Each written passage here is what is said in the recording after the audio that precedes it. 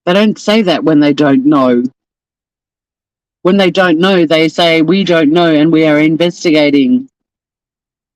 But there's Angela Bishop telling, I don't know how many millions of tabloid consumers, and there's shitloads in Australia who, mainstream media is the most credible media source in their eyes. Listen to that, and then suddenly there's all these comments about him being murdered, or this hashtag sudden death anti-vaxxer thing, that whenever somebody younger than 80 dies suddenly, they put it down to being vaccinated. Like, it just, like, let the guy rest in peace for a day at least. Like, seriously. Think about his family. I mean, I was reluctant to even talk about it driving in this morning, but I'm also about to go into work and I'm still fuming. I just wanted someone else who knows the story or knew who Jock Sinfellow was to come in so I could just be like, okay, I'm not the only one riled by this.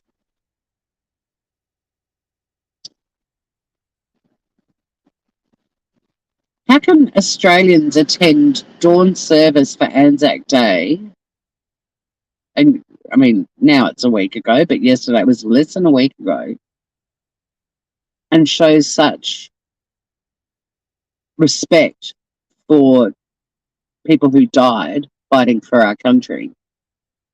And less than a week later, they have absolutely no respect for somebody who's just died, and the fact that he's got a traumatized wife and children who are just dealing with the most unimaginably sad news. And he's just instantly turned into mainstream media tabloid fodder and rumours. And that bloody tabloid show fed into that. Ugh, yucky. So yucky. Every time I meet a lovely person, I go out of my way these days to say, you are a breath of fresh air. Because most people these days just repulse me. I mean, we are observers on YouTube of people, many, many, many people, not just creators, but everyone in the chat and all the people on the panels. And that's what we do. We observe a shitload of people. So any lovely person you encounter in your travels, make a point of letting them know how wonderful their loveliness has made you feel. And thank them for just being decent, reasonable human beings. Because I think we are the minority.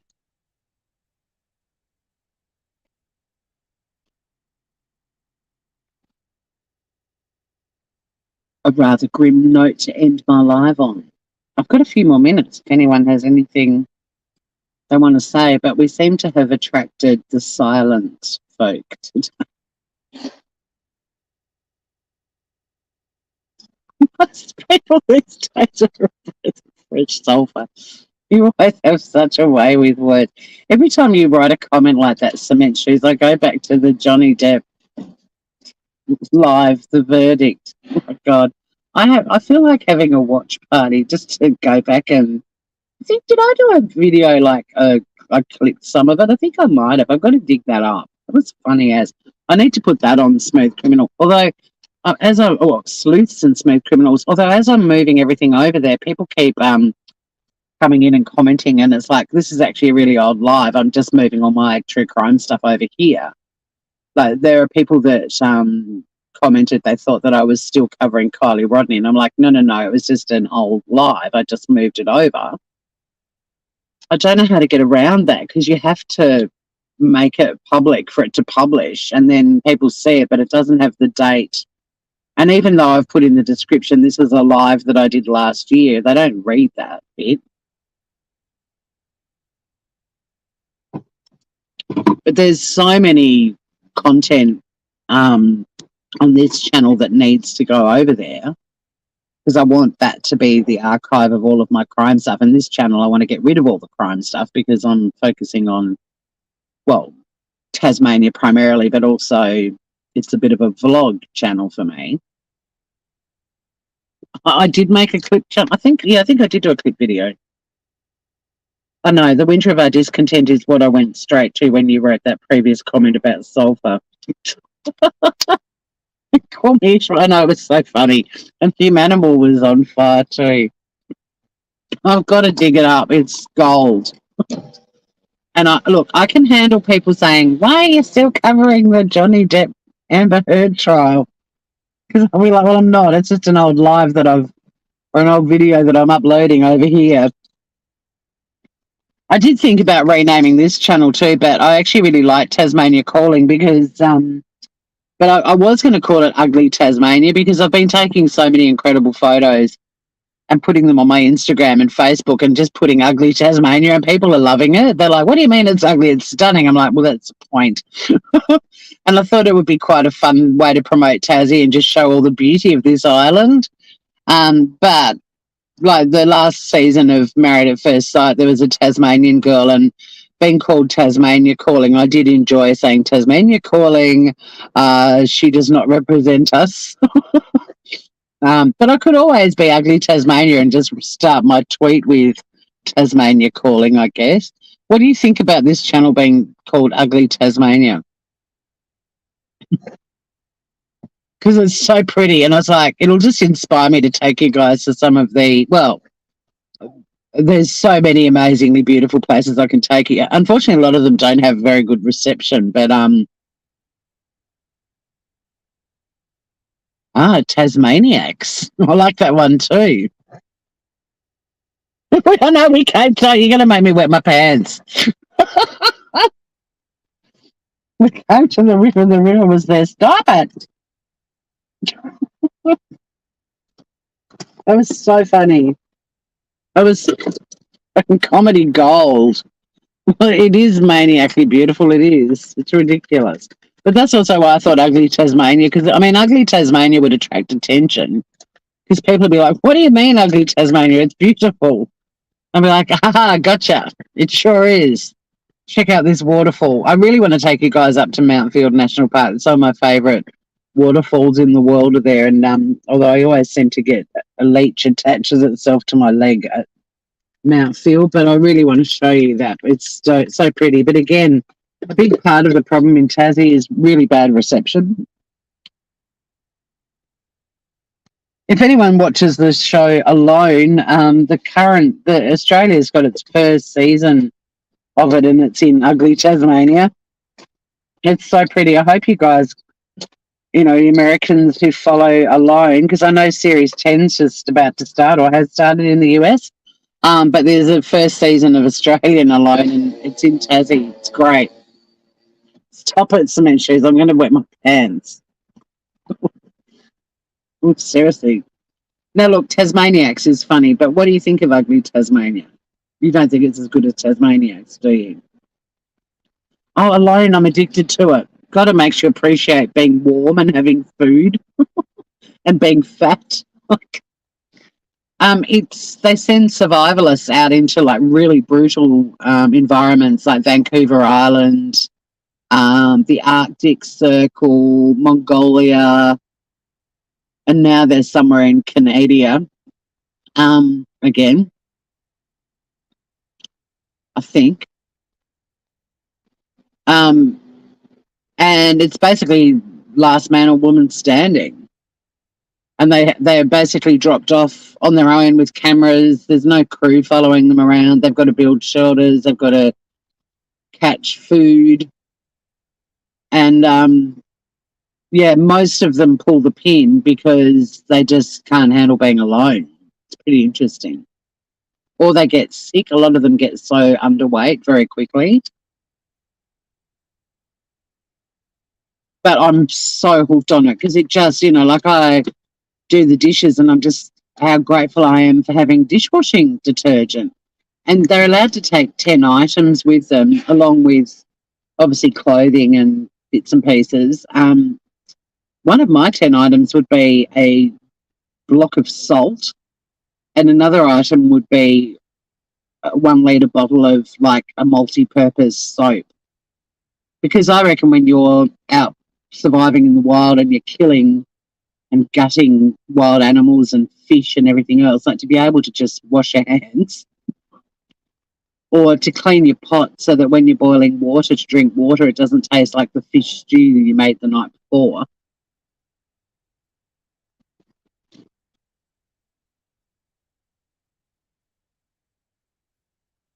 Hey, Joey. I was talking about you earlier because I was talking about Jock Zinfrillo dying yesterday and saying that his birth name was Barry, but he, being Scottish, changed his name to Jock, which is a nickname for Scottish folk. Although I've got a beautiful nephew, Jock, and it's a prominent name in my family. I love it, but yeah, he was actually Barry, born Barry. And then I said, oh, he obviously didn't like it, so he changed it to Jock. And then I said, oh, if Joey comes in, we know you've got a Barry and we love your Barry, but Jock Zinfrillo didn't like being called Barry. Isn't it sad news? Very sad news. And I've been talking about how the project last night, and Angela Bishop in particular, had to sensationalise his death. And I'm just getting so pissed off. It's like every friggin' time a death is announced, you know that the death vultures are on their way in. And Angela Bishop on the project last night said something so irresponsible. And that show feeds the masses in Australia who consume mainstream media. They don't look for independent, credible reporting anymore, or they never did. They saw it on the project, so it must be right. But yeah, she very stupidly said the police are preparing a report for the coroner because they don't know what happened, and that's bullshit. Like, they were first responders, they have to prepare a report for the coroner, but they had also previously released a statement saying no suspicious circumstances. But in her saying that, suddenly there's all these people speculating that he might have been murdered. And then you've got all the hashtag sudden death people saying it's something to do with the vax. It's just insane and irresponsible. It happens the world over in an hourly basis. Your auntie dated a Barry back in the 80s. We used to laugh, and then he married one. Yeah, but your Barry's made the name sexy. He's a good guy. Yeah, his book is incredible if anyone wants to learn more about Jock Zinfrillo. Even though Marco Pierre White says that everything in the book about him is untrue, because Jock credited Marco Pierre White for inspiring him in his chef career, and Marco turned around and said, I love Jock, he's a great guy, but we didn't actually have that much to do with each other. And I'm kind of like, well, I mean, this was before Jock died, but it's kind of like, well, Marco, people can get inspired by, I mean, I got really inspired by a 20-minute phone conversation with two women a couple of weeks ago. You know, you don't have to have years of being around someone to be inspired by them. You didn't need to poop on Jock's parade.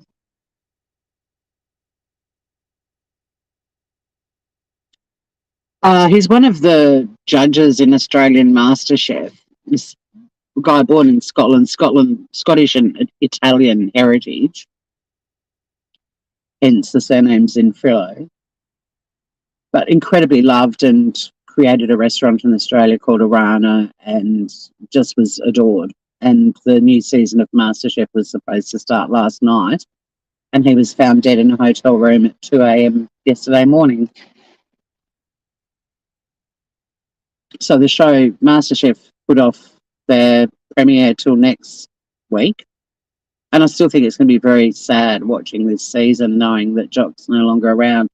Because, I mean, he survived a pretty brutal heroin addiction, had a pretty incredible, difficult life, but ended up just becoming this adored chef in Australia. And the first few, well, not the first few, but quite a few seasons of MasterChef had 3 judges, and Jock was one of the new judges that replaced them. And the show just took a turn. It was already a very positive, uplifting, great family viewing kind of show, but the new judges just brought a lot less bullying and a lot more love to the show and humour. and Jock was a massive part of that. So yeah, Australians who knew him were just absolutely gobsmacked to find out that he died yesterday at 46 years of age. And he's left behind a wife and 4 kids. His youngest child is 2. But the death vultures were right onto it and just didn't give anyone who loved him time to grieve. And they didn't just show some respect to either his friends and family who are in incredible shock and heartbroken the time that they need, but they also completely disrespected him because now he's fodder for theories. And, you know, and this was all happening on the day it was announced he died. It just makes me feel sick. But yeah, if you Google him, he's a very interesting character and, yeah, much loved. Not just in Australia. A lot of people in the UK watch Australian MasterChef. There were a lot of outpourings of sadness from the UK and Scotland and Ireland and anyone that follows Australian MasterChef. Even there's Americans who follow it. Yeah, just some very sad news. But okay, you have to say this, Groovy. Well, you got to say it because then I got to go. I got to go to works. What are you going to say, Jojo?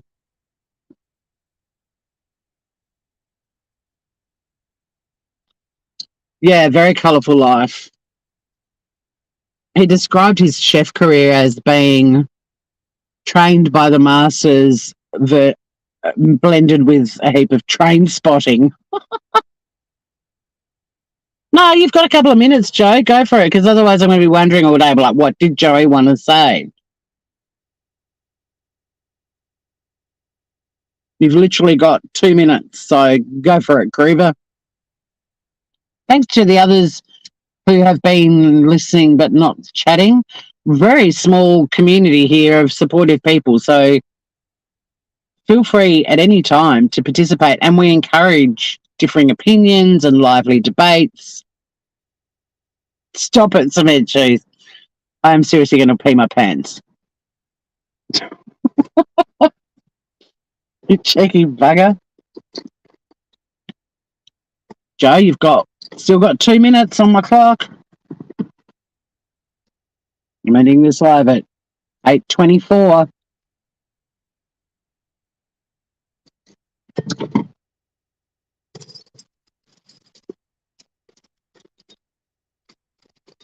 Joey's gone silent. Okay. Well, no suspicious circumstances. Usually, we all know what that means. It means the police were able to determine very quickly what had happened. So, but yeah, I'm sure we'll chat about it again because